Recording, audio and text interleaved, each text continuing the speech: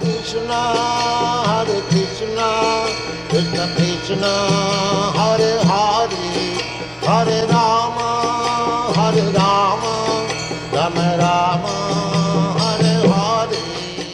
Well, we could go around and read the English first, because the English is pretty short. So I'll start. Text 1. May Govardhan Hill, which by Krishna's mercy became the king of all mountains and received the respectful tribute of its arch-enemy Indra, fulfill my desire. Someone for text 2? Text 2.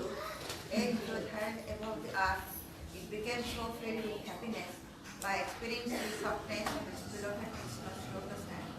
It did not even know it was being struck by Indra's thunderbolt. May Govardhan Hill fulfill my desire.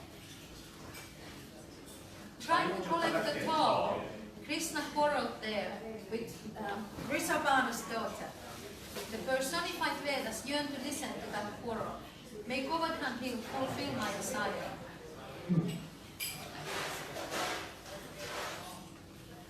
Bathing in a nearby lake, the elephant of a pleasant breeze, covered with pollen of kadamba and other flowers, gracefully plays there. May Govardhan Hill fulfill my desire. Does the sweet fragrance of Govardhan come from the musk who relax there, from the Lord who plays there, or is it Govardhan's own natural secret? May Govardhan help fulfill my desire. Sitting there, Lord Hari, on the top of his blue music, the astonished deer do not find him. May Govardhan Hill fulfill my desire. As the divine couple travelled on the Ganges, there the boat began to sink in the middle.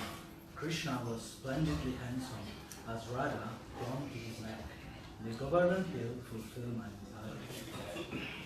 Without taking shelter of the feet of the hill, that is the best of Lord Hari's servants, and full of love for the divine king and queen. How is it possible to attain pure devotional service? May Govardhan Hill fulfill my desire.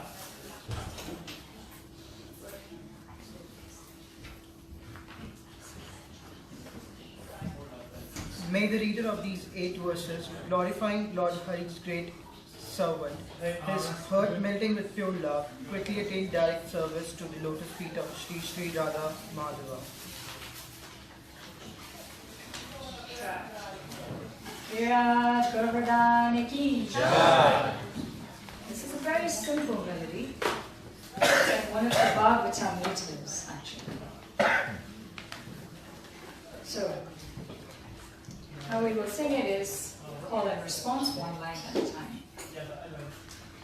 Krishna prasadena samasta shailam. Krishna prasadena samasta shailam.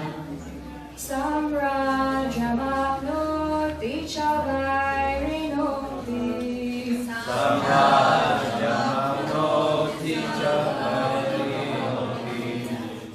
Sakrashya bhavavam sasaksha. Sakrashya bhavavam sasaksha. Govardhano me deshagramadhistam. Govardhano me deshagramadhistam. Svapreshthahastam bhujaso kumaryam. Svapreshthahastam bhujaso kumaryam. Sukhan bhuterati bhumi vritte. Sukhan bhuterati bhumi vritte. Mahendra Vajra Hatimapyajanam. Mahendra Vajra Hatimapyajanam. Govardhano me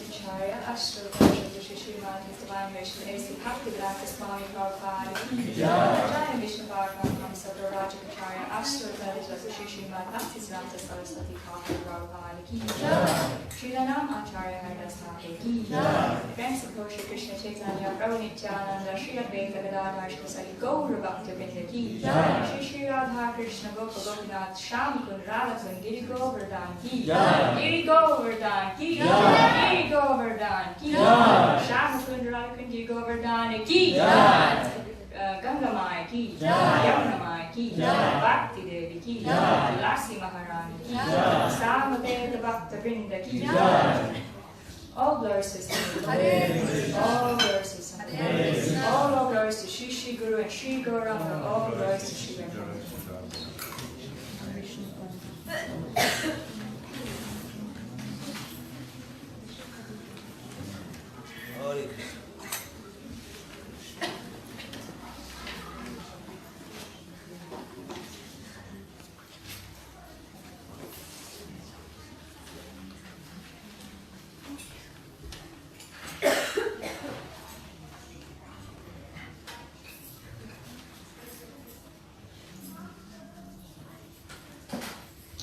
Om Namo Bhagavate Vasudevaya. Om Namo Bhagavate Vasudevaya. Om Namo Bhagavate Vasudevaya. Om Namo Bhagavate Vasudevaya. Om Namo Bhagavate Vasudevaya. Om Namo Bhagavate Vasudevaya. Krishna, welcome everyone to today's Govardhan Puja celebrations. So we sang a song today that was composed by Srila Vishwanath Chakravarti Thakur. He is very renowned for composing many astikas, like some of the songs that we sing daily, like the Gurvastikam prayers. Srila Vishwanath Chakravarti Thakur is someone Srila Prabhupada quotes a lot in his books. Especially his commentaries and such amazing astakams. So today we will be going through the different verses of the Govardhan Astakam. The purports or the English translations here may be very short, 1 or 2 lines, but each verse can no doubt fill classes of many volumes and hours. So the first verse, which everyone has in their hands. May Govardhan Hill, which by Krishna's mercy became the king of all mountains and received the respectful tribute of its archenemy, Indra, fulfill my desire.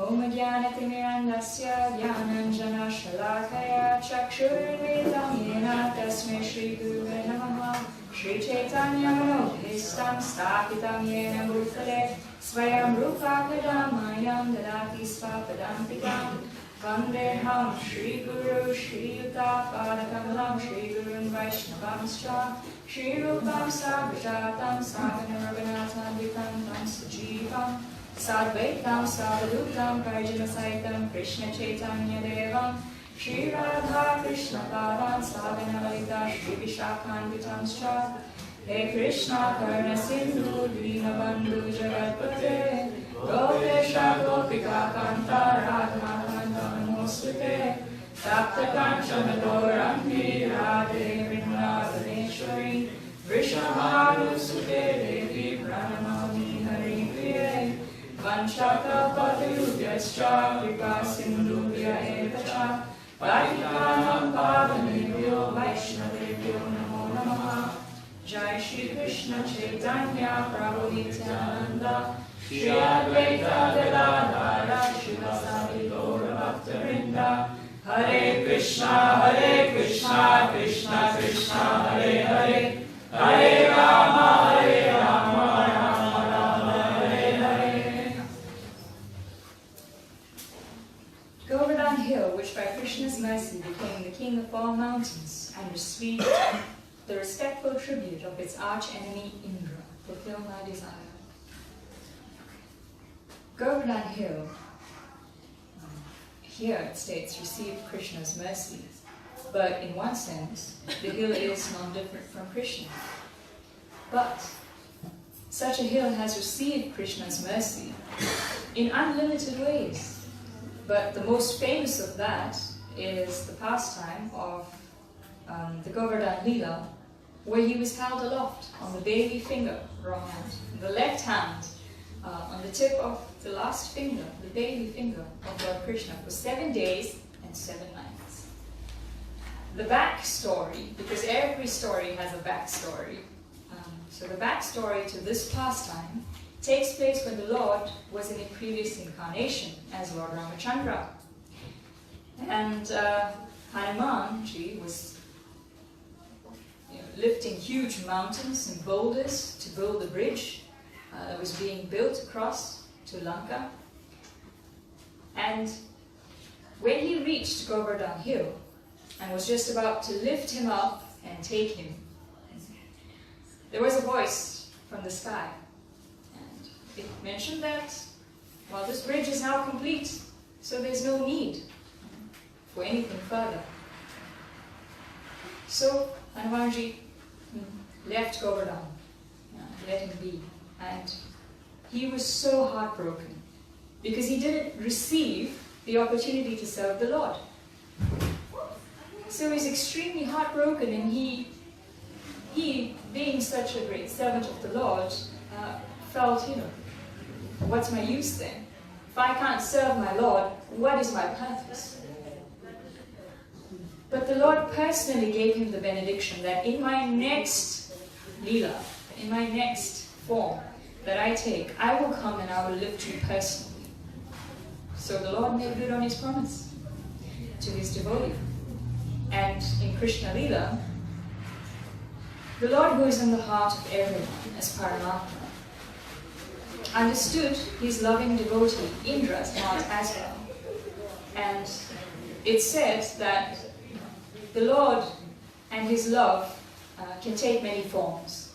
Sometimes it's in the form of very sweet rasas, and sometimes it's hard like a thunderbolt.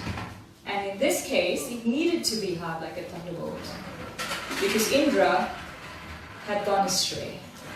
Being the king of heaven is a very opulent, very prestigious position. And people, over time, had become accustomed to offering Indra Puja.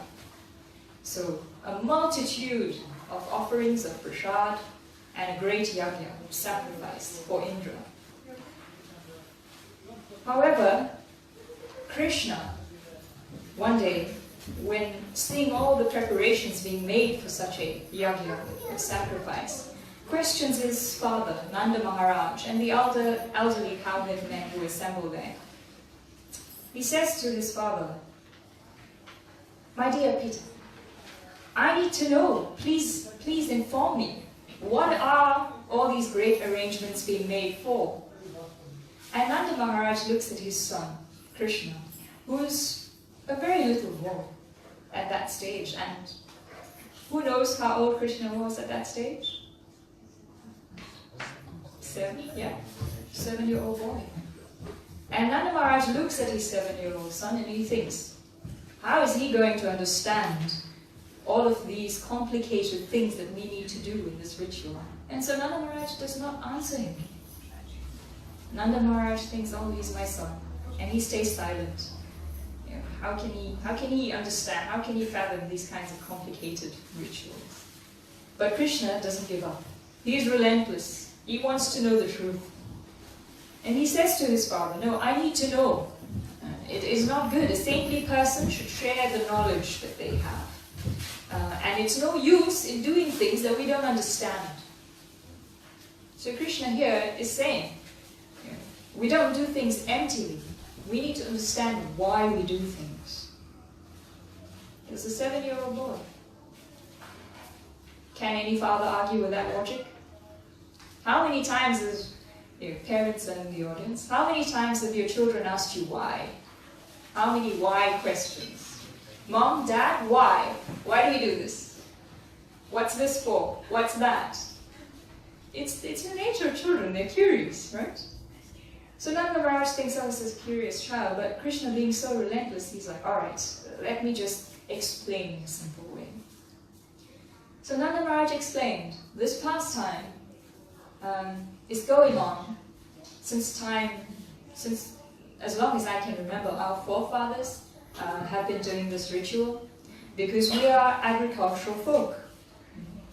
We rely on the rains for our agriculture and for sustenance of the cows to grow our grains and for our own sustenance.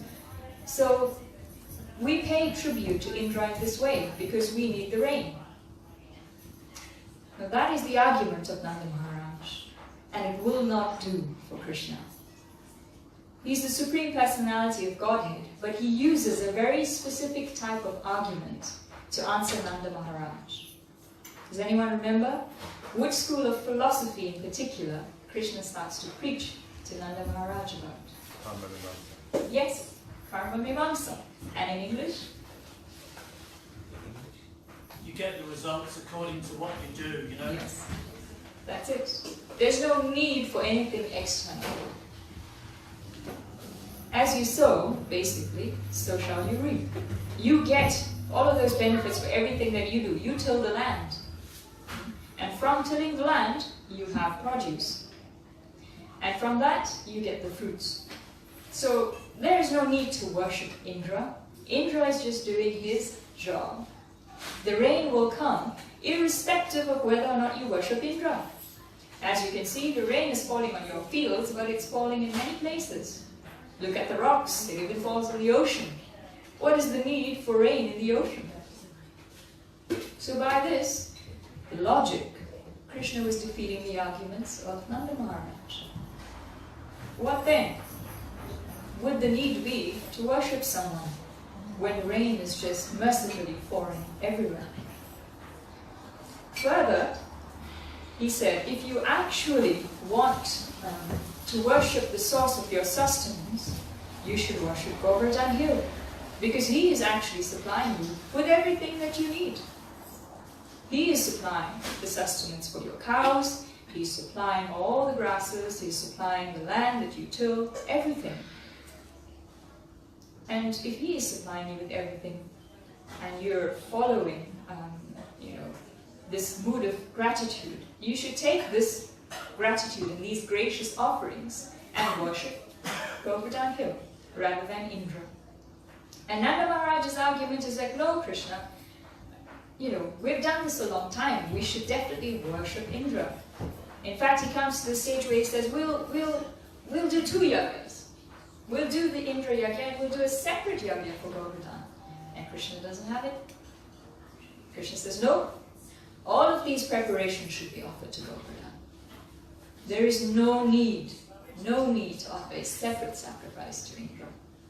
And by this sacrifice, Krishna outlined very simply what all the residents of Vrindavan should do to worship Govardhan Hill. And we should pay attention and follow Krishna's injunctions carefully. Because if we don't, it's said that the snakes on Govardhan Hill will come out and attack anyone who doesn't. So be careful. Make sure you worship Govardhan Hill. Otherwise, snakes will get you. But Krishna is very kind. His prescribed method of worship is very simple. Cook huge, copious amounts of bhoga, everything that you have in your stock, and offer it with all the love and devotion that one has onto this gigantic form of Krishna as Govardhan. Very simple.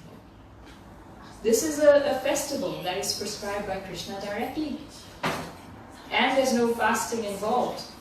Actually, it's a lot of feasting. And when Krishna feasts, who can satisfy him? So all of the preparations of the Brajvasis were offered to Govardhan. And in one sweep, he finished everything. And he loudly called out, Aniyor! Aniyor! Oh, come on. Really? It's Govardhan Hill. He called out, Aniyor! Exactly. Bring more. Please, bring more. And all of the residents of Vrindavan went back to their homes and they brought everything, absolutely everything that they had. And then again, just an instant, Govardhan again took all of the prasad. And still he called out, Haribol! But they had nothing left. What were they going to offer him? So Lord Balaram, who was amazing in his own right, could understand what the Lord wanted, actually. So he took one single tulsi leaf, climbed up and offered it with all the love and devotion that Lord Balaram has. He offered this tulsi leaf to Giriraj Govardhan, and he was extremely pleased. There was no more unheard calls after that feeling of station. So everyone was having a fantastic time in this festival, because everyone was dancing, everyone was dressed finely, everyone had opulent prasadam. What else do we need in a festival? Everyone, of course, was having a fantastic time, except one person. Who was? Indra. So in this verse it says, the arch enemy Indra. So Govardhan didn't have the intention of being the enemy of Indra, but just in virtue of having all those tributes that were meant for Indra, he automatically became the arch enemy of Indra. And India's rage or wrath began to intensify to such a degree that he called for the Samvartaka clouds.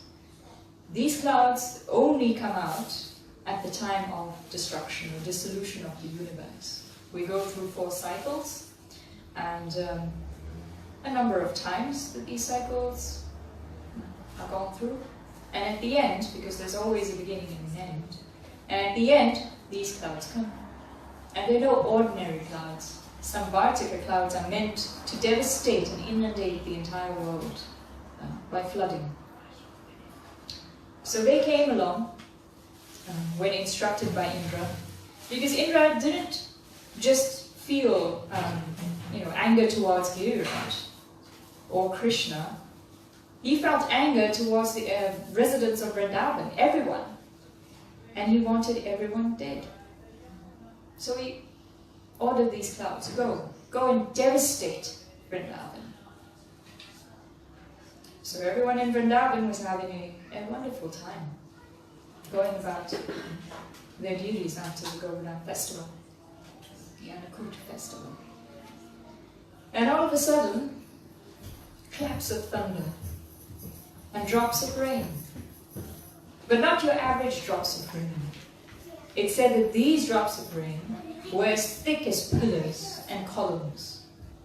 We have one pillar here in the middle of the temple room. It's not all that thick, but you get the idea. Imagine raindrops the size of that. We see people sometimes in funny videos, they're standing in the ocean and one wave comes, by mistake, catches them off guard and KO, they're down. Can you imagine? Raindrops, not just one column, but columns of raindrops of devastation began falling. And the residents of Vrindavan didn't know what to do, except to run to Krishna, their eternal shelter. And Krishna gives this promise. He promises that I will give shelter, I will give protection to anyone who comes to me. What to speak of the residents of Vrindavan who are his nearest and dearest. So Krishna immediately, he understood what the situation was. And he lifted Govardhan Hill. It is said, as a child lifts a frog's umbrella or a mushroom, as easily and effortlessly, and with the left hand and with the pinky finger. As if the left hand itself wasn't enough, the pinky finger. Because usually, we do things with our dominant hands, and we have some strength. But the left hand, if it's not the dominant hand, is pretty weak. And at that, the baby finger is rather weak as well. If anyone tries to do things with it, rather weak. And by that, Krishna shows his strength as a supreme personality of Godhead, effortlessly holding up a hill in a so-called 7-year-old body for 7 days and 7 nights, continuously. Prabhupada mentions that people often want to imitate God, and this pastime is often cited. Well, can you lift Govardhan Hill for 7 days and 7 nights continuously like Krishna can? Many people want to imitate cheaply the Rasa Devi pastimes of Krishna and present themselves as God or incarnations. And Prabhupada often mentions a few tests. One of them is show us your universal form, like Krishna did to Arjuna on the battlefield, or Mahaprabhu did to Sarvabhauma. Advaita Acharya actually saw the universal form of the Lord. So can you show us that form? And can you lift a hill? Not just any hill, but Govardhan Hill? And the size of Govardhan Hill at that stage was expansive. The form that we find him in now is very different. It said that he takes the shape of a peacock at the moment. But before, during the time of Krishna, the hill was described as so high that the chariot of the sun god would stop at midday and rest on the peak of Govardhan Hill and then carry on. And that's how high he was. And the picture on, I forget which canto it is of Bhagavatam, of Krishna and Balaram coming down the side of the hill. They jumped, they leaped down the side of the hill of Govardhan, and they seemed to fall almost endlessly. But of course, only Krishna and Balaram can perform such pastimes.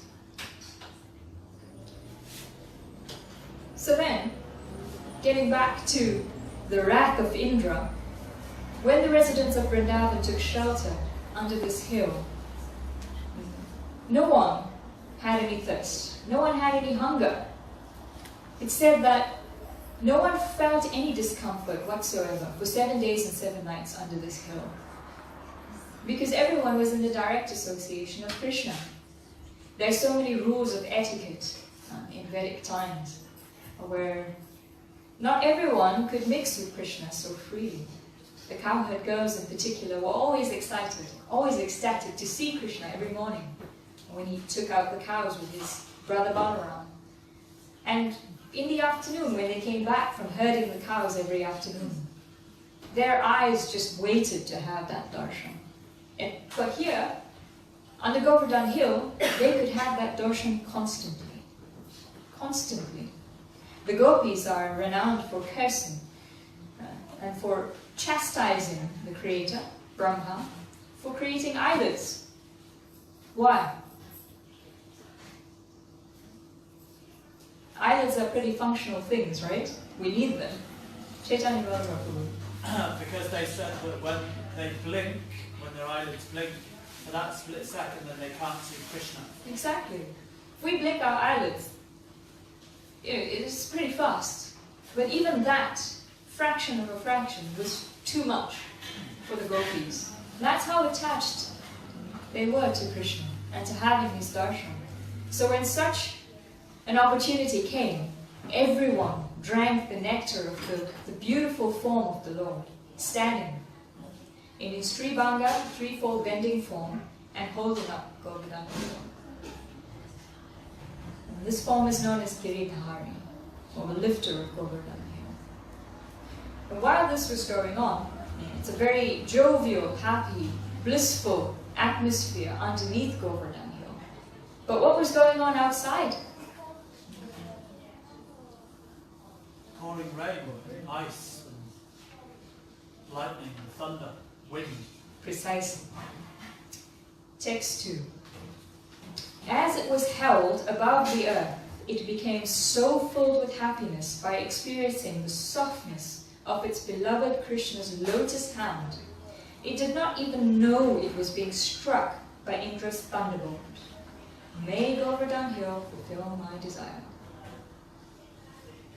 So here, we understand that Indra has a weapon called the thunderbolt, or the Vajra. And this weapon, we hear about in many pastimes, especially in Bhagavatam. But Indra came along after seeing that the Samvartaka clouds were not being able to actually cause the devastation and destruction that he had ordered. He had also come along. And this thunderbolt weapon causes plenty of destruction elsewhere that we know of from the different pastimes in Bhagavatam. But here,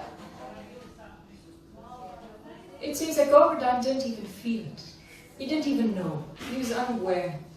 Because he was in such bliss, such ecstasy from the touch, the direct touch of the Lord's lotus hand.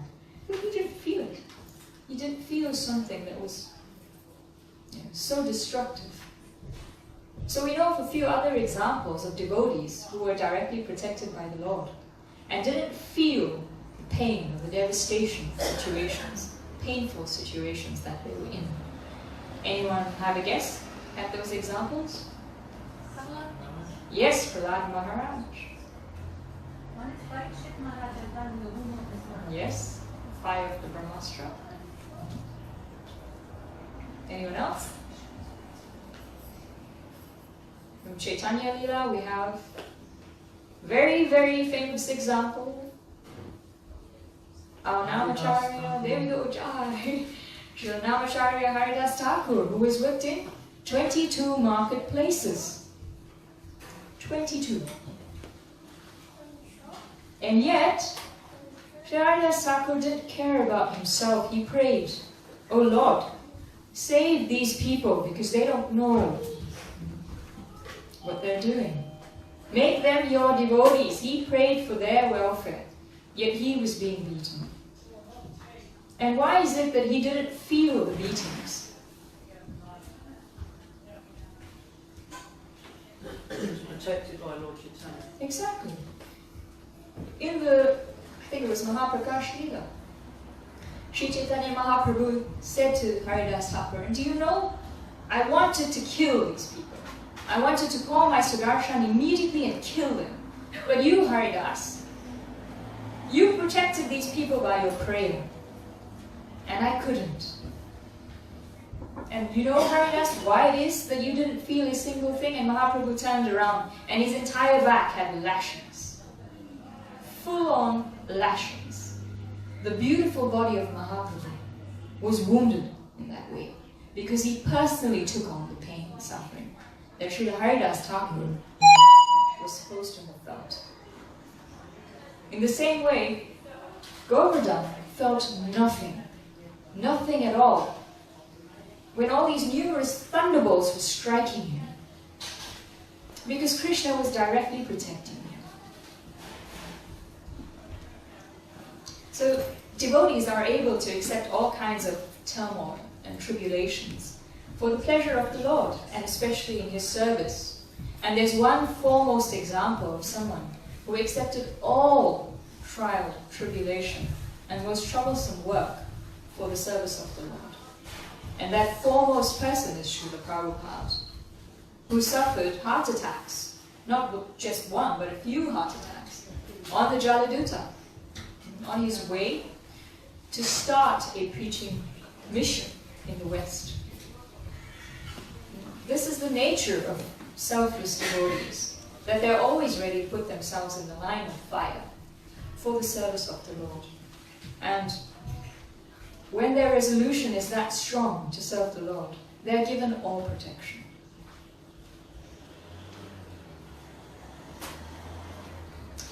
So, I'd like to move on to at least two pastimes before concluding and giving some time for discussion and questions. But those two pastimes are mentioned in the Govardhan Astakam. The third text, trying to collect a toy. Krishna quarreled there with King Vrishabhanu's daughter. The personified Vedas yearn to listen to that quarrel. May Govardhan Hill fulfill my desire.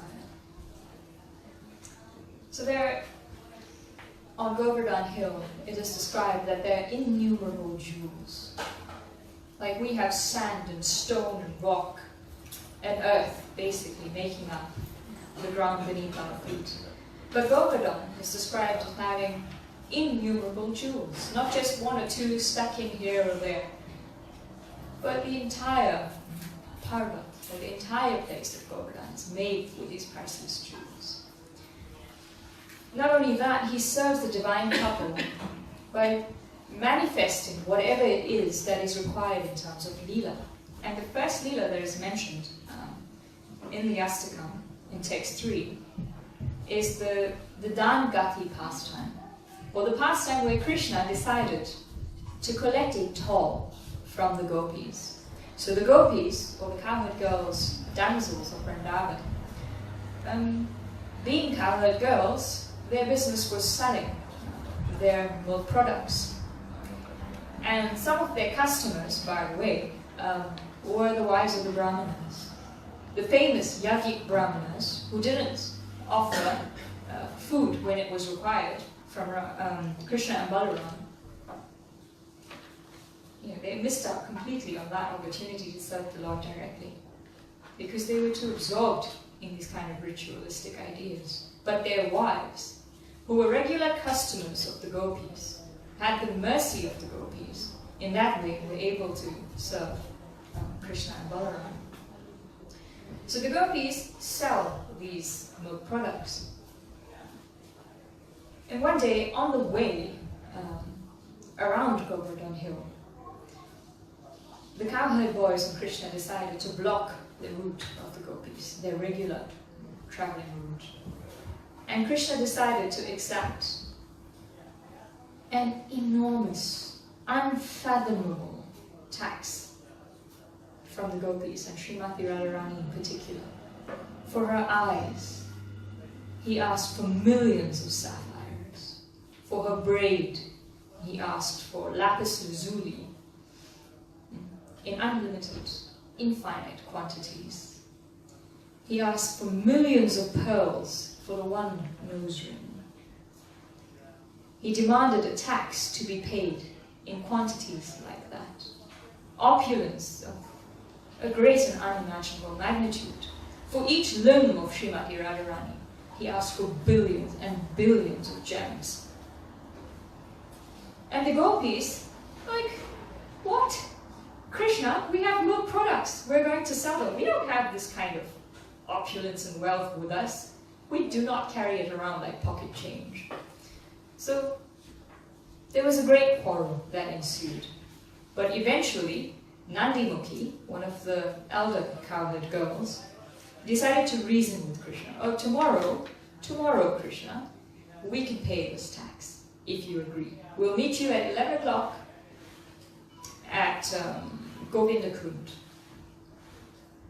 So Krishna agreed. All right then, 11 o'clock tomorrow, we'll meet you there. So the gopis decided, all right, we are going to teach them a lesson. These cowherd boys were forever harassing us, annoying us, blocking our way and impeding us in one way or the other. We're going to teach them a lesson this time. They're not going to escape. So the gopis decided they're going to the Kund at 10 o'clock. They're going at 10 and they're going to wait for these cowherd boys. So they got behind the trees and the bushes and the flowers and the pillars, if there were any pillars. They got behind it and they waited for them. So the cowherd boys, around 11 o'clock, they were ready. With all the bravado and macho-ness of young cowherd boys, they were coming. And they were ready. They were like, yes, we're going to teach these cowherd girls a lesson. They should not mess with us. They need to pay us what's rightfully ours. Little did they know what was lying in wait for them.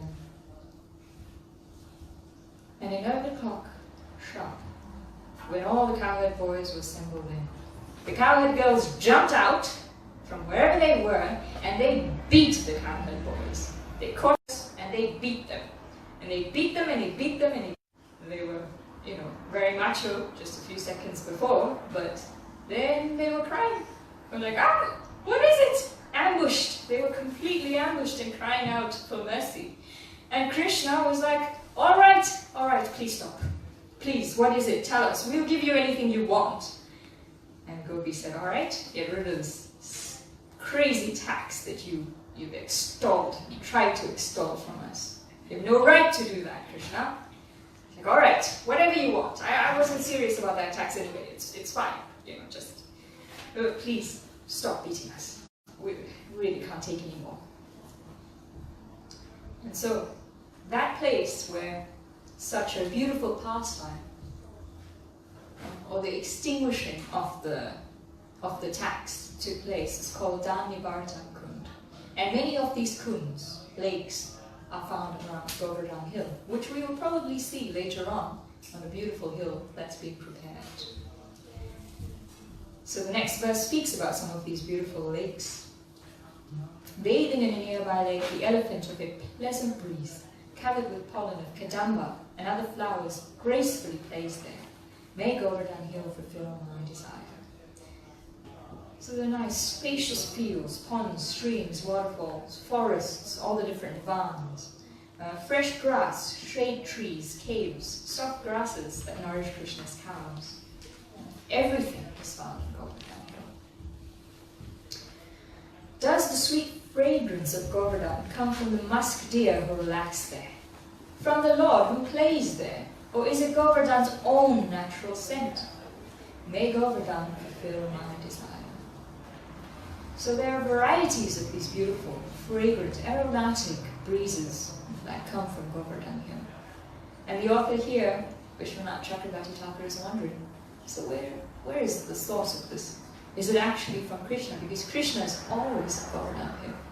The musk deer, there are many types of deer to be found on the hill.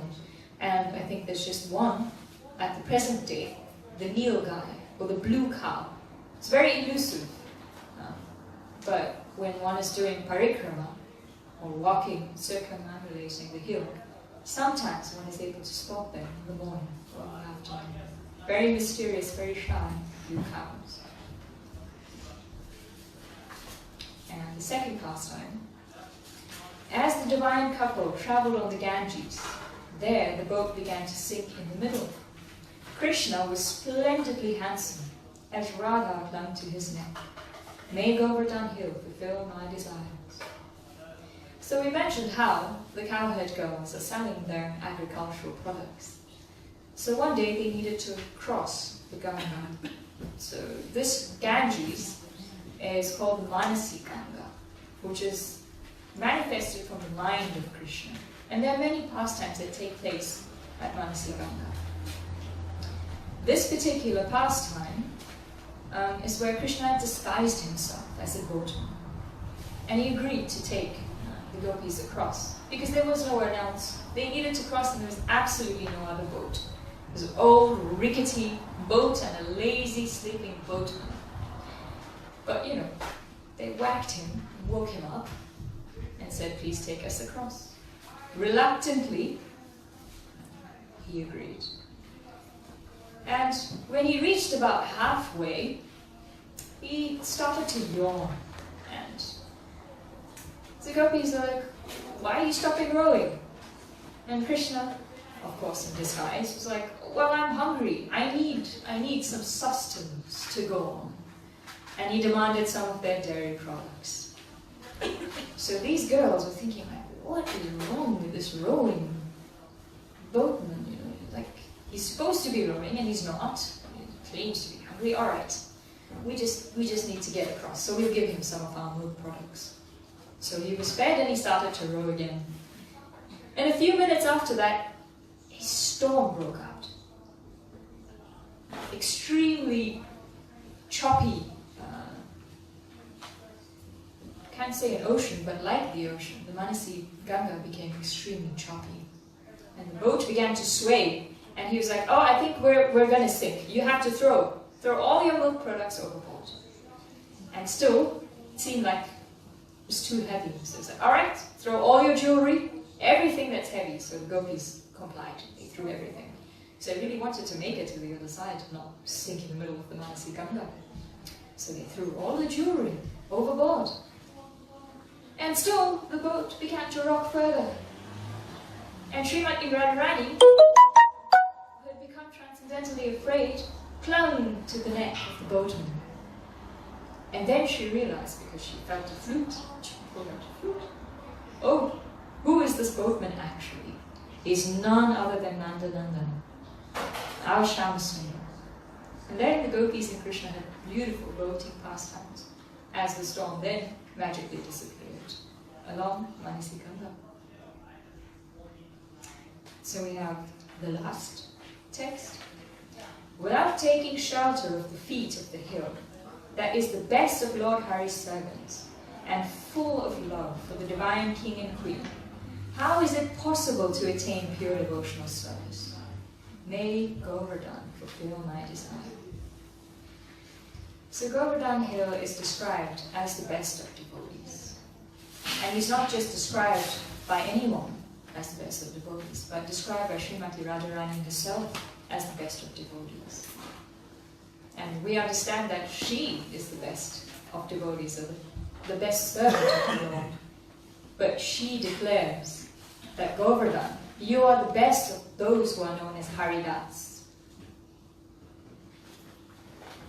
And he is worth taking shelter of, as the Lord himself displayed in Govardhan Lila to the residents of Vrindavan, the Brajvasis, that you should take shelter of Govardhan Hill. So Vaishnavas desire to reside near the lotus feet of Giriraj, and anyone who circumambulates the hill usually stops off at one part towards almost the end of the parikrama and takes shilas or rocks from the hill and constructs a mini house in an attempt to pray to Govardhan, asking, begging for his shelter and a residence at his lotus feet.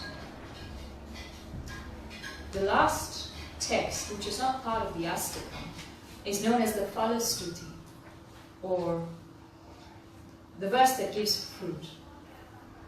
May the reader of these 8 verses, glorifying Lord Hari's greatest servant, his heart melting with pure love, quickly attain direct service to the lotus feet of Sri Radharani. So this is the phone from our recitation of 8 verses. The benediction that Srila Vishwanath Chakravarti Thakur bestows on any reader is here in the Phalastuti. Hare Krishna, Krishna Krishna, Hare Hare, Hare Rama, Hare Rama.